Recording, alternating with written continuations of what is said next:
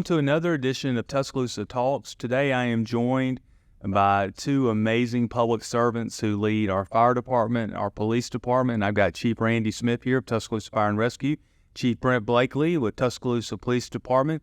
Glad that y'all would take time to join us on Tuscaloosa Talks. Let's jump right in. We're talking about game day. We've been through Middle Tennessee State University, we've been through Texas, and now we've been through Ole Miss, and coming up on the 14th, we have Arkansas. So, Chief Smith, I'm going to start with you since you're the most senior of the group here. Yeah, thanks. I'm old. No, not old. Just been chief just a little bit longer. Wiser.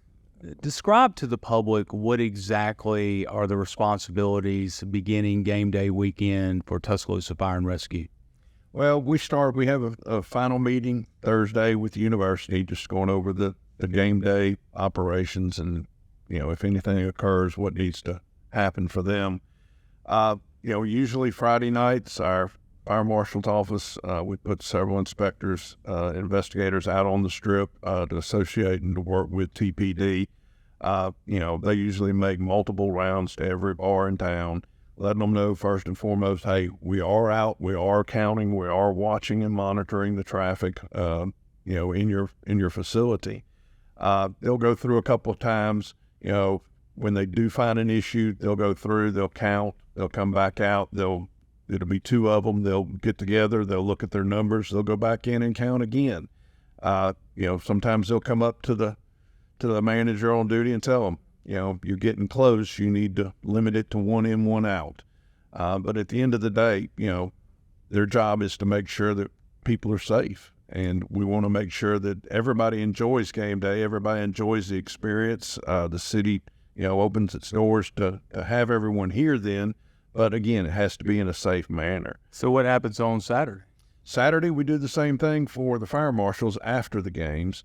But during the game, usually 4 hours before the game, we'll start putting crews on the street. We run usually 4 teams inside the stadium, medical and fire response teams inside the stadium. And we have 2 carts, 2 bike teams, and then our doc, Dr. Crawford, our chief medical officer, is also with us on game day on a 3rd cart. We have around roughly 30 people that are working during game day, from logistics to our response teams to our communications division, just making sure that we provide the best services that we can to the community. And this past weekend, I think we had a few dozen medical calls because of the heat. Yes, sir. We had quite a few. At one point, one of our teams had several people lined up against the wall trying to cool them down in the elevators, or by the elevators in the air-conditioned portion of the stadium. We made roughly 30 calls this weekend. Wow. So, Chief Blankley, from a law enforcement side, describe the responsibilities of TPD over game day weekend. Game day weekends are a lot of fun. We start pretty much. You're believing the propaganda. I know they're a lot of fun. We're glad we have 7 of them or 8 of them, and that's it. We get started. Same as Chief Smith said, there's a lot of planning that goes into it with the university and other agencies, not just us. You got Northport, you got the Sheriff's Office, you got a lot of different agencies that plan for this. Our week pretty much starts on Thursday night on the strip. A lot of people start coming into town. So we're in our normal strip details on Thursday. Friday, we beef up our strip details for a lot more people coming into town. That way, we work with the fire marshals, make sure all the clubs and everybody is safe. Saturday starts the big day. We get out there, we get everything set up, early hours of the morning. And then we've got pretty much the entire department working, anywhere from our motorcycle unit to our bike unit to our officers directing traffic. Officers inside the stadium. Our cyber unit is monitoring all of our cameras. And we work all the way to 3 o'clock the next morning. So it's a full day. Officers work really hard to make sure everybody enjoys the game and has a safe time doing it.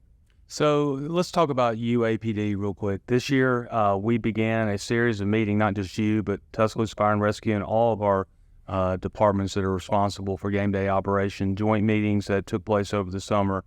UAPD has stepped up its police force to their credit. How has that helped what we've been doing out there post games for security on the strip and really pregame too with security on the strip? Yeah, it's one of the core beliefs that it's shared responsibility. The strip has a lot of college students on it, and UA has been great with helping us with that. It puts more officers in one area that's high visibility. I know a lot of parents over the last couple of weekends have come up to me and said, wow, it's really nice to have this many officers out here to make sure everybody's safe. So we patrol the strip areas and areas right around the strip, and having their help out there. We've got new speed bumps that they purchased to go out there and that they deploy to kind of slow the cruising down. And they're helping us a whole lot as far as just having sheer numbers out there that we can all work together and make sure everybody's safe, as well as our officers, because when we start arresting people and if our numbers kind of get thin, they're there to step up and help us do what we need to do, and we're there to help them do what they need to do. So, Chief Smith, talk about coordination between, as the Chief alluded to, the city, the university, our federal partners. How does all that coordination take place? Give people a little bit of inside baseball about, we just don't show up on Thursday, Friday, Saturday. There's a lot that goes into the coordination of it and how it works. Just give a little insight to that. Yeah, you're 100% correct. There's a lot of coordination, and there's a lot of agencies that we don't mention that are involved in this, from the railroad to, the university has their EOC. We supervise and we manage the fire branch for them. They also have law enforcement. They have the sheriff's department, police department, UAPD sits at the same table. Fire does.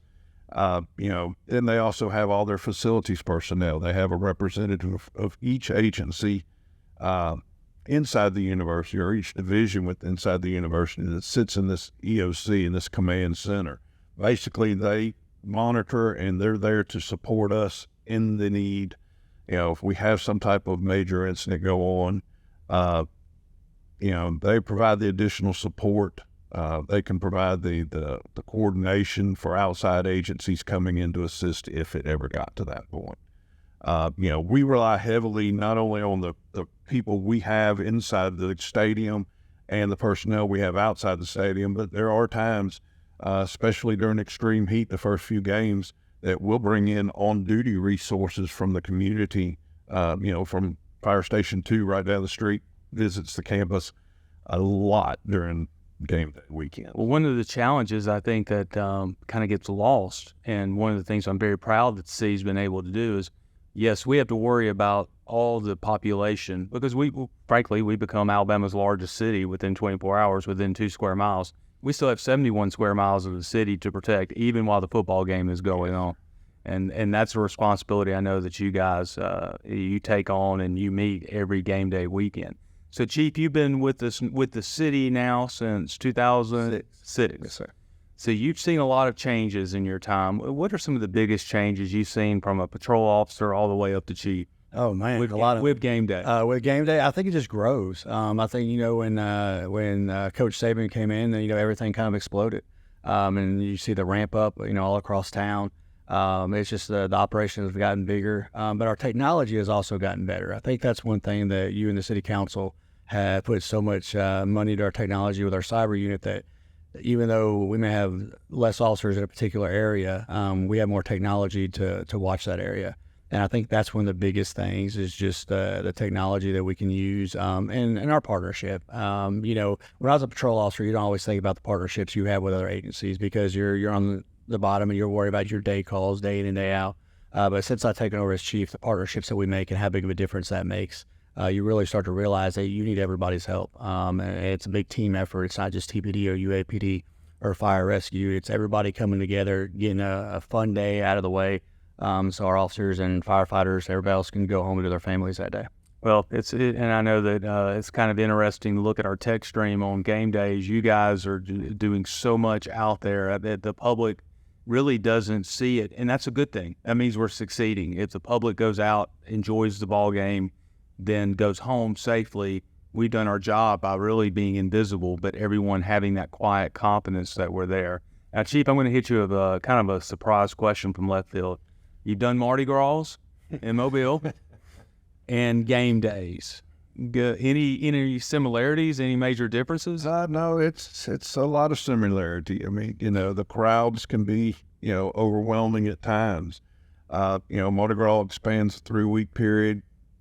We have seven days, so to speak.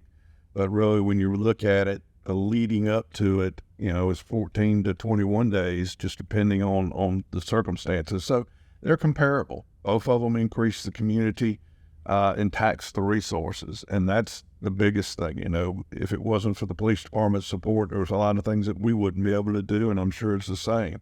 But it's not just our organization and our departments. You know, you have facilities and grounds, TDOT, and all the support agencies that if people don't think about the Several hundred more city employees behind Exactly. public safety. you know, and that's the same. In Mobile, it was that way, and here it's that way. You know, I know we've really got a lot of support. You know, people don't think about, you know, the garbage trucks coming through or people on foot coming through changing out garbage bags. Some of the things that the guys are doing down there, the ladies, you know, supporting the overall operation are amazing. But they're comparable. I'll agree with that. Well, you certainly have an understanding of big events. So I'm going to close with this. One of the things we're in a race with other municipalities, county governments, is for police officers and firefighters. In 30 seconds or less, why should someone join Tuscaloosa Fire and Rescue, Chief? We're the most well-trained department in the state. I feel like we're probably one of the best departments prepared-wise in the country. And as you told me when I first came, if somebody needs help, we're coming. Amen. Chief? I did the same thing, highly trained, but you know, our command staff really cares about our officers. You know, and when you're doing what's right, we're standing completely behind you. I think in these days and times, a lot of people want to work for an agency that does that. So we appreciate our officers, and we'll do anything for them. And we like to look at ourselves as a big family. Well, I can't express to you my sincere appreciation, the confidence you give me every day having y'all's leadership. Y'all do an extraordinary job. You're unsung heroes of the progress of the city, and thank you both. And please thank your teams as well. We wouldn't be the city we are if it wasn't for Fire and Rescue and TBD. This has been another edition of Tuscaloosa Talks.